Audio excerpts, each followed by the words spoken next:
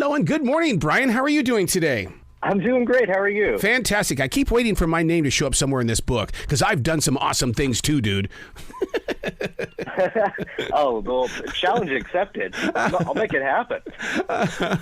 You know what's great about this is that you are the creator of conversation, because the way that you plant these stories inside this book, it allows people to go onto social media and talk about it. It allows people that even if they get together to watch a football game on a Monday night, they're talking about things that you put into play.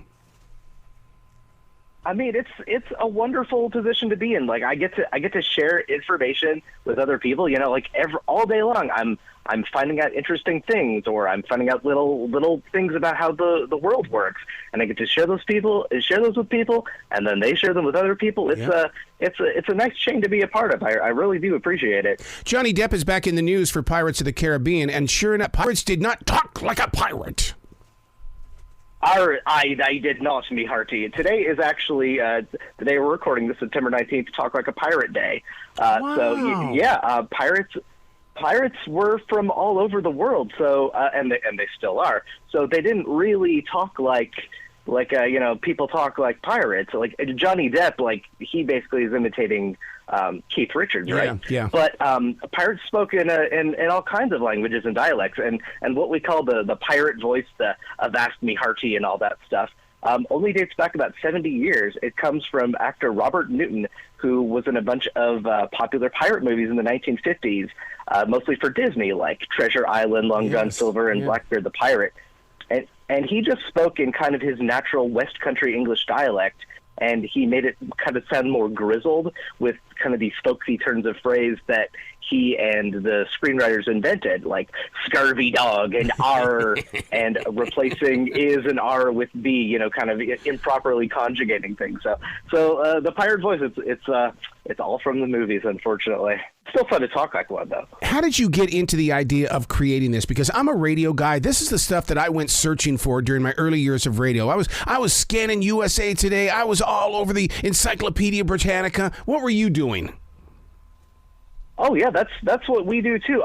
We started up in about 1988, and I came along in 2003, and I'd seen it, you know, at my grandparents. I see the books at my grandparents' house, at friends' houses, and I just loved them. I was always a trivia hound, you know, watching Jeopardy when I was 5 years old, and just constantly amassing trivia and knowledge and interesting fun facts, right?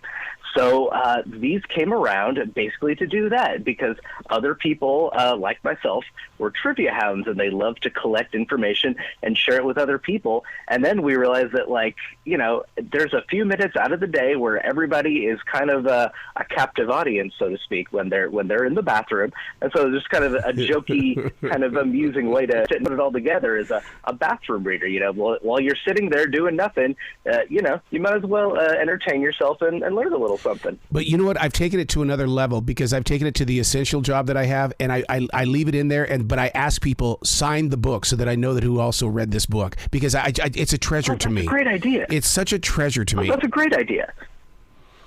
That's a great idea. It's like a guest book. It is a guest book, and because people love trivia, and it's like but still, it's part of the connection of the community. That's what I love about this book, is that you are so into the community.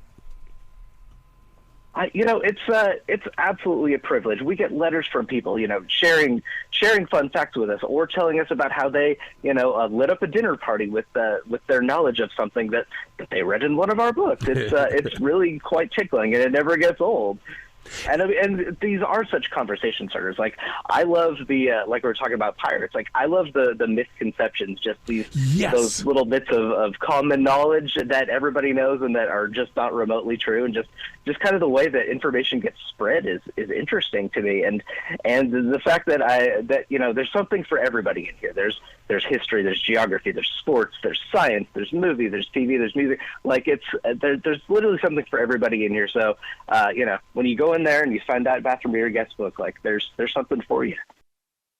You know, when talk about that myth conception, because that's one of the things that I put into my podcasting a lot. I always say that you've got to stay out of your past, because you're just going to keep rewriting it until you're happy. Isn't that the same thing as a myth conception? We just keep rewriting the story until we know that we think we've got it right. Exactly. Just, you know, one mistruth gets out there, and then it just it just perpetuates and gets repeated. And then you come across them, and you mentally stumble. Like I've just always caught up when I read one of these things. Like you see just a fact that's like, wait, I know that. Wait, that's not true. Cows. Like how we all think, cows sleep standing up. They don't really. They might doze off while they're standing around in their pasture. Like you're sitting at your desk and you doze off for a few minutes, and cows are like that. But for like a long period of sleep, which cows only sleep for about 2 hours at a time, they lie down. You just don't ever see that. Or Hawaii. We think because it's part of the United States that it's part of North America. It's not. It's part of Oceania. They're startling to me. Just like, oh, I did not know that. Everything I know is wrong. Huh? What do you know? So are there any misconceptions about ghosts? Because, a ghost story to me is like a joke. Somehow, some way, it gets across the entire nation. I don't get it. I like the myth that ghosts they always seem to be like from the Victorian age, right? Yeah. They're always just like these lonely widows, pacing up and down the hallway, lamenting their husband who was lost at sea, right? But I came across this story about the ghost of Karen Carpenter. What?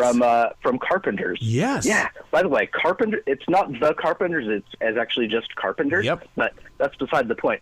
So, she frequently recorded at this A&M Records complex in Hollywood. And it's now the Jim Henson Company studio complex. But she's been known to, her ghost has been seen there since she died in 1983. And back when still A&M Records, Tom Petty and the Heartbreakers settled into Studio 2, which is the favorite spot for Karen Carpenter to record. And they found that a lot of these takes were getting ruined because there was these buzzing noises and just like equipment wasn't working.